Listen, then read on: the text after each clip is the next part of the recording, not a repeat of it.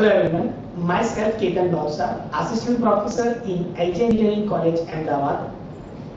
In today's session, we discuss about chapter number 9 in VLSI design, and we discuss about on-chip clock generation and its distribution. As I already told you, what exactly the VLSI technology is and what exactly the use of VLSI technology is in real world. Right now we are using the smartphone, we are using the laptops, we are using the smart watches, electronics, gadgets. Each and everything is designed with help of the integrated circuit only. Now we move ahead and we discuss about importance of clock. See, for driving any digital circuit, it requires the clock pulses. Without clock pulse, we cannot drive any electronic circuits. So for the driving circuit or for the driving any digital circuit, it requires a clock pulses. So the generation of the clock is play a main role, and also if we have a very large circuits, and ultimately we have to work on the distribution part too, right? So basically we are focusing on board clock generation and its distribution.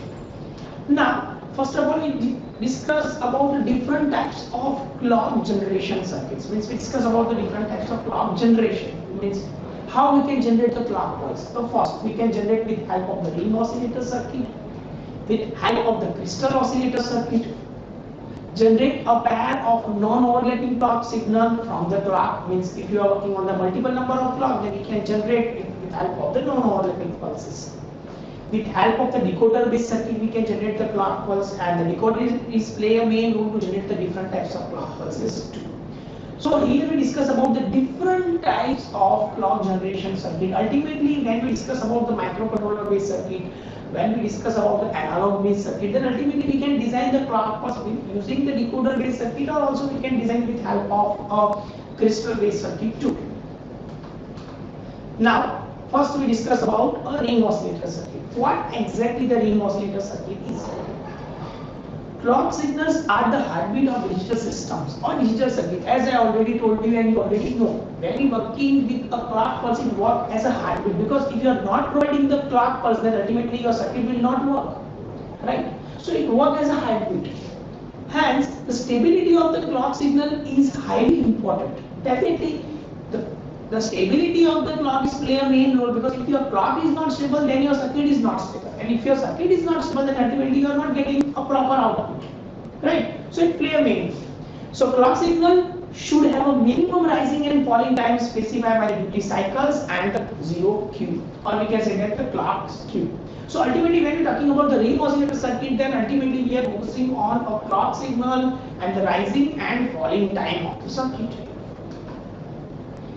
In reality, the clock signal have a non-zero skew and noticeable rising and falling time. Ultimately, when we are talking about the ideal situation, then we are taking the 50% duty cycle, means 50% for the rising time and 50% for the falling time. So ultimately, when we are talking about the clock pulses, then we focus on the duty cycle based time, and it varies using practical applications. It's called as the ring oscillator circuit.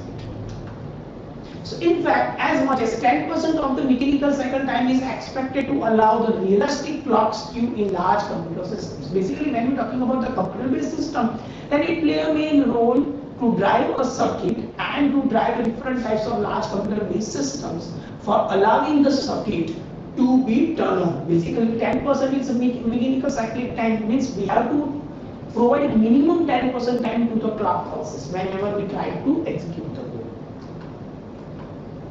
As you can see, this circuit is work as a clock, because this one is a clock and clock bar. We are connected with the inverter circuit. Ultimately, it's starting with the inverter and ending with the inverter. So we generate the different types of clock signal with help of the inverter circuit, because inverter can produce output in cyclic format like 1 0 0 1 0 1 1 0 1 0 1 0 1. You can generate different types of clock pulses with help of a inverter-based circuit. And if you add more number of inverter, then ultimately what exactly you are doing? You are adding the number of time in the clock signal. So ultimately we are discussing about a clock-based circuit. In terms of that, we are discussing about the ring oscillator-based clock. Now we move on the next and the most important oscillator circuit in today's session. It's a crystal oscillator circuit. In each and every microcontroller is generally working on the crystal oscillator circuit. And right now, crystal oscillator is inside a microcontroller, or we can connect the externally too. So it's play a main role to provide a clock pulses. However, the generation of the clock signal can be quite process dependent and unstable. As a result, the separate clock chips which use a crystal oscillator has been used for high performance in VLSI chip families. So basically using VLSI technology to generate the different types of clock pulses in terms of the external clock pulses or internal clock pulses. So the circuit is a near series resonant circuit in which the crystal sees a low load impedance across its terminal. So series resonance exists in the crystal, but in internal serial resistance largely the determinations on oscillation frequency. So it generates the different types of oscillation frequency based on the pin number it will be occupied for the microcontroller. So in its equivalent circuit model, the crystal can be represented as a serial, or you can say a series connection of RLC circuit. Thus, the higher the serial resistance, the lower the oscillator frequency. Definitely, if you are increasing more and more resistance value, then ultimately your oscillator frequency will be down. So whenever we connect with the microcontroller, we are connected with the capacitor to getting a smooth clock pulses. So the external load at the terminal of the crystal also have considerable effect on the frequency and its frequency stability. Thus, the inverter across the crystal provide the necessary voltage differentiations, and the external inverter provide amplification to drive the clock loads.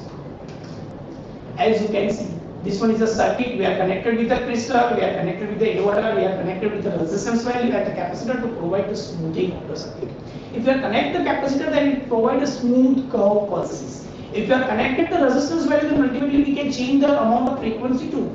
You can change the crystal value also, but we can also change the resistance. But right now, in terms of the practical situation, the resistance value will be fixed right now in microcontroller side or also in VLSI technology. Now we go ahead and discuss about some other type of circuits or other type of circuit. Usually is based on some external or internal connection with help of the logic instrument. I will show you. Like this one is designed with help of the flip-flop based clock generation circuit. And here you can see the some circuits, as you can see, it designed with help of the decoder based circuit. With help of the decoder, it's a 2x4 decoder. It generates the different types of clock pulses, generating the output too. So if you provide the 2 input, then we are getting the 4 different types of output. If you are connected with the crystal, as you can see, it generates the different types of input signals and produce the output too. So we can generate the different types of clock with help of the different combinational circuit too. But in terms of the practical situation, we mainly focus on the ring oscillator, and also we are focusing on the crystal oscillator circuit only. Because these circuits play a main role, but it also adds some distortion and noise margin in the digital circuit too. It is popular in the analog circuit type. If you are working on some analog circuit or we are working on some power electronic application, then this circuit is still playing a main role. But right now, power application circuit is also tried with VLSI technology. This one is the latest innovations right nowadays is going on because of a power consumption issue. Now, we already discussed about the different types of clock generation, but now we are focusing on the different types of clock distribution network. See, the distribution of clock is also play a main role, that how we can describe the circuit, how we can distribute the network, how we can distribute or distribution the network in the circuit. It's called as a H tree. H tree is play a main role, that how your clock pulse will describe or connected with each and every component. So in such a structure, the distance from the center to all the branch points are the same, and hence the signal delays would be the same. So if you are getting the linear response time on each and every circuit, it will play a main role to increase the performance of the circuit. However, this structure is difficult to implement in practical due to routing constraints and different fan-out requirements too.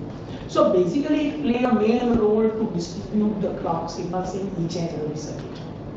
So a more practical approach for the clock signal distribution is to route to maintain the clock signal to monotonous blocks, or we can say that the micro blocks, and use a local clock decoder to carefully balance the delay. If your delay will be balanced, then ultimately you are getting the better output, because your time will be linear at all, and you are getting the linear response time. It's called as H tree. So as you can see the clock generator and it look like an edge.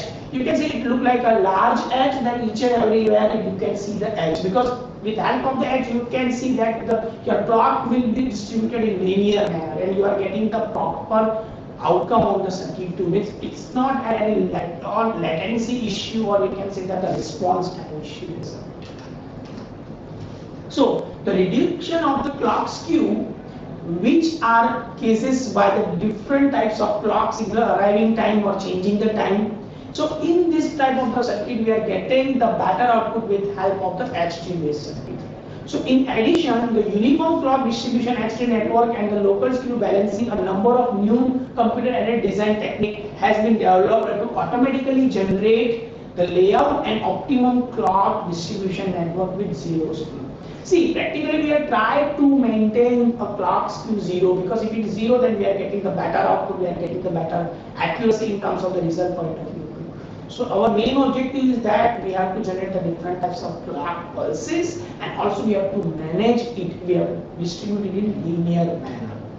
So I hope that you are getting the idea about what exactly the clock generation is and what exactly the distribution is. See, this both the topic is play a main role in any digital circuit, that how we can generate the clock pulse, what exactly the use of clock pulse is, which circuit that you are using to generate the clock pulse, and after that the distribution network. If your distribution network is proper, then ultimately you are getting the better outcome on each and every stage, because after each and every component you are getting the better response. So it play a main role in any digital circuit, as I already told you, to work as a heartbeat of digital circuit.